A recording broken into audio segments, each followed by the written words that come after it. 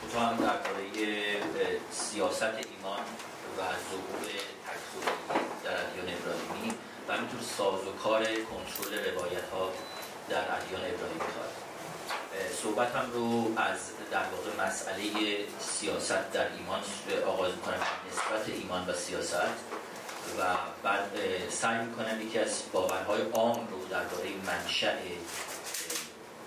آغازین مفهوم ایمان و همینطور مفهوم خرد به چالش بکشم و در نهایت دوباره برمیگردم با تحلیل بعضی از روایت‌های مشهور ادیان ابراهیمی سعی می‌کنم که نشون بدم سازوکارهای قدرت چگونه شکل می‌گیرند در روایت‌های دینی.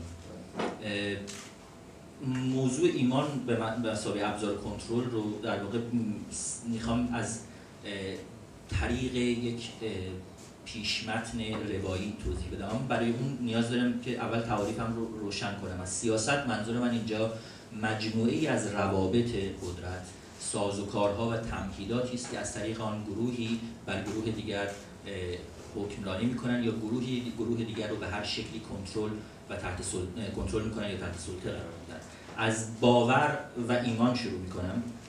تفاوتی که بین باور و ایمان قائل هستم رو توضیح میدم. وقتی که درباره باور صحبت میکنیم باید نسبت اون رو از ایمان و دانش جدا بکنیم. بگو بگه وضع ما رو اگه دید خدا رو، بگو از آن ما به وقت بی کسی یادم هست، همیشه تو محرمیم و جشنمون عذاب، بگو که تو خسته ایم از این همه ثواب. من میدانم که آب در مقابل گرما حرارت رو جذب میکنه.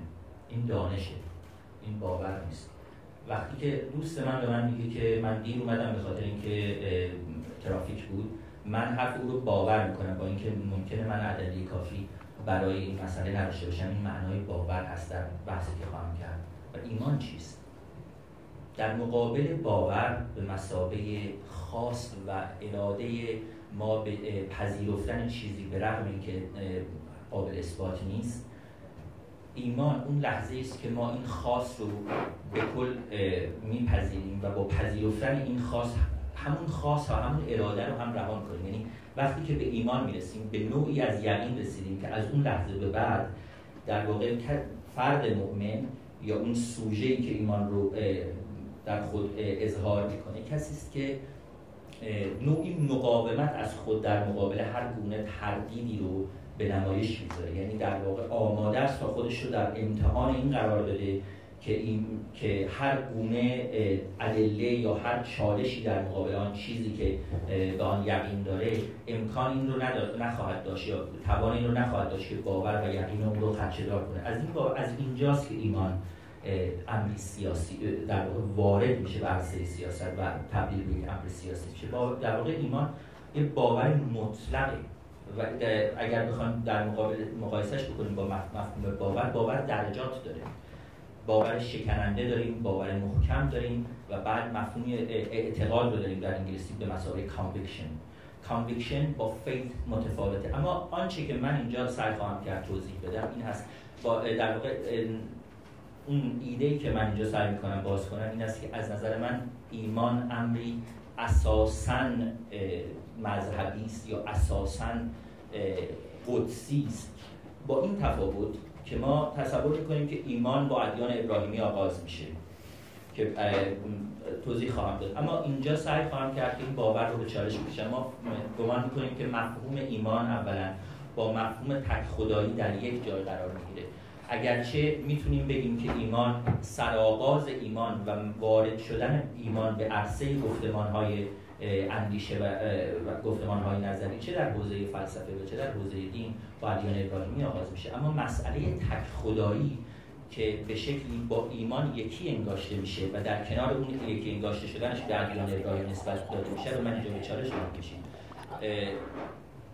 ایده من این هست که مفهوم در واقع وحدت یا تک خدایی که ما ازش حرف میزنیم لزوما با ابراهیم آغاز نمیشه، بلکه ریشه مشخص در فلسفه داره، به ویژه در فلسفه آغازین داره و بعد در فلسفه افلاطونی استحکام پیدا میکنه و نهایتا از این نتیجه خواهم گرفت که آنچه که ما به عنوان ایمان ابراهیمی میشناسیم یا ایمان در ادیان ابراهیمی به ویژه در ادیان پسایه‌ایت یعنی مسیحیت و اسلام میشناسیم، در واقع ایده است که از فلسفه استخراج شده و وارد دین شده به مثابه ابزاری، به مثابه ویژگی که میتواند سازوکارهای ادیان ابراهیمی رو تقویت بکنه در جهت رسیدن به اون هدف سیاسی که دارن.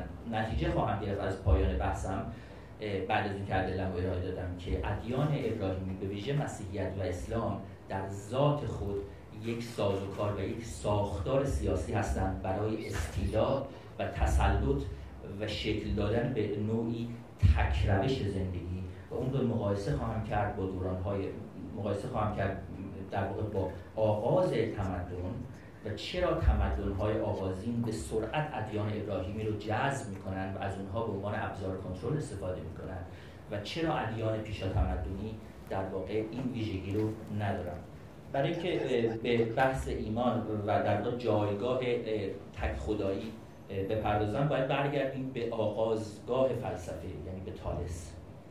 تالس که در واقع در سده 5 پیش از میلاد می‌نوشته، این رو هم در نظر باید بگیریم برای فهمیدن اینکه چگونه در واقع این المان‌های تک خدایی شکل می‌گیره در فلسفه. نخستین دلیل این که در واقع فلسفه میتونه به سمت این ایده بره اختراع الفبا توسط یونانیان. الفبا پیش از یونانیان وجود داره، ولی الفبایی که یونانیان میسازن الفبایی هستش که مثبت‌ها رو هم به خودش اضافه میکنه و این امکان رو ایجاد میکنه که نوشتن گسترش پیدا کنه و با گسترش پیدا کردن نوشتن اندیشه قابل ثبت میشه و اندیشه ثبت شده در گفتگو با دوران‌های بعدی قرار میگیره و در دوران‌های بعدی تکمیل و میشه و گسترش پیدا میکنه. تالس کسی است که اولین بار ایده وحدت در پیدایش رو مطرح میکنه، یعنی سعی میکنه کل هستی رو به یک عنصر تقلیل بده به عنوان عنصر در واقع ایجاد کننده یا عنصر خلق کننده و اون عنصر آب هست. بعد در دوران‌های بعدی ما می‌بینیم که عناصر دیگری رو به این به خصوص فلسفه متعاقب تالس، فلسفه ایونی اون رو اضافه می‌کنند و ما عناصر دیگری داریم مثل آتش، خاک، باد و غیره. اما ایده تک عنصری یا عنصر تکین به مثابه خلق کننده جهان چگونه منجر میشه به وجود اومدن ایده تک خدایی؟ ما ادیانی رو داریم که اونها رو تک خدایی می‌دونیم، قدیمی‌ترینش رو در واقع زراستریانیسم یا زرتشتیگری می‌دونیم. زرتشتیگری هم حتی در خودش ما نمی‌تونیم بگیم مطلقاً یک ایده تک خدایی است، برای اینکه اگرچه اهورامزدا رو به عنوان بالاترین قدرت الوهی در نظر می‌گیرم، همچنان به یزدان‌ها از جمله چاسبندان اعتقاد داره. در نتیجه ما با مفهوم مونوتئیستیکی که در ادیان ابراهیمی داریم اینجا لزوما طرف نیستیم. حتی در آنچه که از ابراهیم اخیراً برخی از تاریخ‌دان‌ها و پژوهشگران سعی کردن پیدا کنن این هستش که حتی در حوزه در دوران ابراهیم هم ما اون تصویر متقنی که از تک خدایی در ادیان بعد از ابراهیم داریم رو نداشتیم، حتی در یهودیت و بعد در مسیحیت و اسلام. به این معنی که ابراهیم هم در آن روایاتی که ازش نقل میشه به وجود خدایی فراتر از سایر خدایان یا قدرتمندتر از سایر خدایان اعتقاد داره. اون روایت معروف شکستن بت‌ها و گذاشتن تبر بر شانه بت بزرگ یک در واقع تلویحاً این موضوع رو به ما نشون میده. اما تالس و اندیشه تالس جلوتر میاد و ما نهایتاً میتونیم ریشه نخستین ایده در شکل دادن به یک خدا رو در مفهوم دمیورگ افلاطون در تیمائوس افلاطون ببینیم. وقتی که افلاطون از یک صانع الوهی صحبت میکنه که در واقع حد فاصلی است بین جهان مصور و جهان عینی یا شکل دهنده به آن جهان دیدنی است. مجموعه اینها هست که در واقع ایده تک خدایی میسازه. و این چرا اهمیت داره؟ به خاطر اینکه به ما نشون میده که ادیان ایده تک خدایی رو عملاً از جایی گرفتن که خرد آغاز شده. یعنی این تضادی که بین خرد و در واقع فیت یا ایمان به مثابه اون تصویری که ما از ادیان ابراهیمی در مقابل بیخدایی داریم لزوما به این صورت شکل نگرفته، بلکه ادیان ابراهیمی یک ایده ای رو از درون قدیمی ترین و کهن‌ترین سنت خردورزی که به تالس برمیگرده اقتباس کردن و ساختارها و سازوکارهای دینی خودشون رو شکل دادن. خب اینو اینجا نگه داریم، دوباره برگردیم به ایمان، برای اینکه این دوتا رو همزمان و گوشادوش همدیگه پیش ببریم تا برسیم به کلیت اون تصویری که میخوام از سیاست دین، ادیان ابراهیمی و سیاست ایمان ارائه بدم. ایمان چیست؟ توضیح دادم. ایمان یک باور مطلق است که در همون ابتدایی که شکل میگیره خودش رو به هر گونه کاوش یا تردیدی میبنده و در واقع ادعای مؤمن بر این هست که هیچ تردیدی بر من اثرگذار نیست و در واقع رسوخ نخواهد کرد در ایمان من. بهترین مفهوم اون رو در آزمایش ابراهیم داریم. وقتی که ابراهیم فرزند خودش رو قرار قربانی کنه، مشخصه که چه چیزی داره به محک گذاشته میشه، ایمان اوست که به محک گذاشته میشه. اما ایمان او در مقابل چه چیزی به محک گذاشته میشه؟ این نکته‌ایه که جای بحث داره و نظرات مختلفی وجود داره. وقتی که ابراهیم فرزند خودش رو قربانی میکنه، آیا ایمان او در مقابل دلبستگی‌های او به چالش کشیده میشه و به محک گذاشته میشه؟ یعنی دلبستگی او به فرزندش، یا در برابر اخلاق، یعنی اصیل‌ترین شکل قوانین اخلاقی است که به محک گذاشته میشه. برخی معتقدن که این دلبستگی است که اینجا مورد امتحان قرار میگیره در مقابل ایمان خدا، ولی من معتقدم که این اخلاق هست به عنوان ویژگی اساسی در زیست بشر، حداقل در زیست بشر اجتماعی که به چالش کشیده میشه. چرا این رو میگم؟ ما این رو میتونیم در باقی روایاتی که وجود داره هم ببینیم. در روایت شاول شاه اسرائیلیان میتونیم این رو ببینیم، زمانی که در کتاب سموئیل فکر می‌کنم باب 15 است که یک فرمان جالبی میده، میگه پس برو بر آمالکتی‌ها و آنها را بکش و خودشان را، پدرانشان را، فرزندانشان را، زنانشان را و حتی گاو و گوسفند و حیواناتشان را. فرمان میده به نابود کردن یک قوم آمالکتیز. و اینجا چه چیز؟ و ما میدونیم که شاول این رو عمل نمیکنه و مجازات میشه. چه چیزی اینجا به محک گذاشته میشه؟ آیا دلبستگی است؟ آیا حتی ارزش‌های اخلاقی صرفاً؟ بخشش قطعاً اصول اخلاقی است و بخش دیگه فرمانبرداری محض. اینجاست که ایمان وارد عرصه سیاست میشه، جایی که مفهوم کنترل، مفهوم سرسپردگی و تسلیم در مقابل قدرتی که قابل شناخت نیست، قابل فهم نیست به طور کامل، به اصطلاح انگلیسی unfathomable هست، عمق اون قابل فهم نیست، مطرح میشه. پس ایمان در ایدئال ترین شکل خودش فرمانبرداری محض. فرمانبرداری محض رو ما در هر پیشمتنی قرار بدیم به مسئله سیاست برخواهیم گشت، به مسئله کنترل برخواهیم گشت و کنترل هست که این هستی رو میسازه. به همین دلیل هست که ما در ادیان ابراهیمی نه صرفاً با آیین، آنگونه که در آیین‌های پیشاتمدنی مذهبی، برای مثال در هندویسم، در شینتویسم، در باقی اشکال پیگنیزم در واقع طرف هستیم، ما با سازوکار سیاسی طرف هستیم و این سازوکار سیاسی اتفاقی نیست که درست همون زمانی ظهور میکنه. حدود 2700 سال پیش ما میدونیم که قدیمی ترین در واقع متون بایبلیکال پیدا شده، ولی ما میدونیم که ادیان ابراهیمی قبلتر برمیگرده، حدود 3000 تا 4000 سال پیش، همزمان با شکلگیری اولین تمدن‌ها. و آیا اتفاقی است که تمدن‌های مهم جهان به سرعت ادیان رو میپذیرند و ابزورب میکنن و از اونها به عنوان ابزار کنترل استفاده میکنن؟ وقتی ما با تمدن‌های بزرگ مثل تمدن سومری به بعد سر کار داریم، ما با شکل پیچیده‌تری از ساختارهای قدرت و ساختارهای استیلا سر کار داریم که در شهر دولت‌هایی که پیش از اونها بودن و به ویژه در کمون‌ها که قبل از اونها بودن اصلا ما نمی‌بینیم. به شکلی میشه گفت که آنچه که پس از ادیان ابراهیمی شکل میگیره امزجاج بین اندیشه‌های دینی و اندیشه‌های سیاسی در جهت ساختن یک سازوکاری است که به خودش مشروعیت میده و با مشروعیت دادن به خودش امکان تولید قدرت و تولید استیلا رو داره در واقع ابعاد گسترده.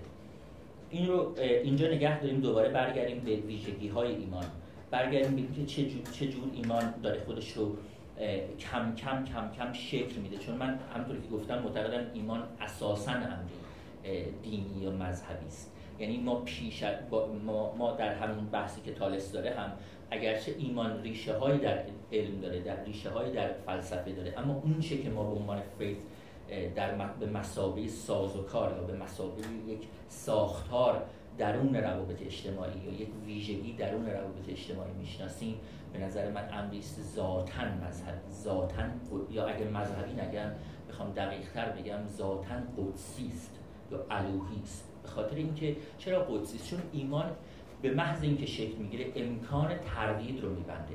یعنی در ذات خودش آن ایده‌ای که در کلام افلاطونی اگه بخوایم بگیم هر آنچه که هست ایده‌ای دارد که از ایده خود پیروی می‌کند، ایده ایمان مقاومت در برابر پرسش است، مقاومت در برابر تردید است، مقاومت در برابر هراس و ترس و لرز دیگرگونه اندیشیدن است.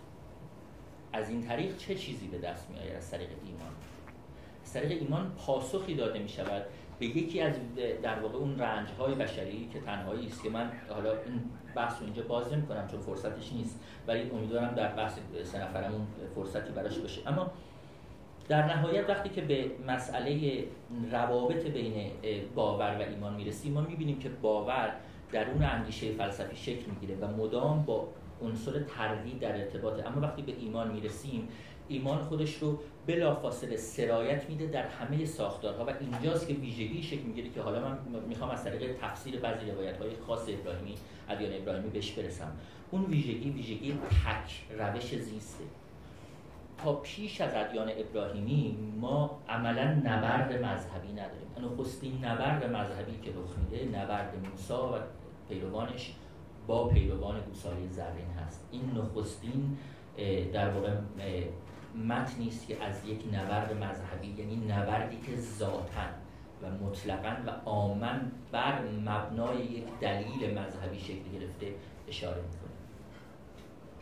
این چه چیزی رو به ما نشون میده؟ به ما نشون میده که با شکل‌گیری ایمان، با شکل‌گیری ادیان ابراهیمی، یهودیت، مسیحیت و بعد اسلام، ما به سازوکاری در روابط بشری میرسیم که یک روش زندگی رو نه تنها روش مطلق میدونه، بلکه اون روش زندگی رو روشی میدونه که همگان باید از اون پیروی کنن و باید فعالانه تلاش کرد برای وادار کردن دیگران به پیروی از اون روش. خب برای اینکه حرفمو اینجا ببندم، آن مجموعه این حرفایی که دارم اینجا میذارم فقط برای شکل دادن به چند تا پرسش که بعد بتونیم توی گفتگوهای بعدی ادامهش بدیم.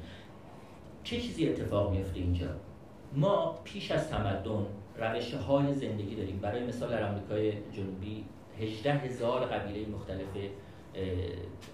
شکارچی و آذوقه‌چین در کنار هم زندگی می‌کنن. هیچ کدوم از اینها تلاش نمی‌کنن که روش زندگیشون رو به دیگری تحمیل کنن. مونتنی در تتبعات حرف جالبی درباره اونها می‌زنه، بی‌نظیره، برای مقایسه با زمانی که ادیان شکل می‌گیرن. میگه اگر که این قبایل با هم می‌جنگیدن بر سر تریتوری، بر سر قلمرو و غیره، اتفاقی که می‌افتاد این بود: وقتی که بر هم پیروز می‌شدن، پیروزی به مثابه نابودی دیگری نبود، به مثابه حذف دیگری نبود، به مثابه پذیرش تسلیم بود. وقتی که تسلیم میشد، وقتی شکست رو می‌پذیرفت، تمام بود.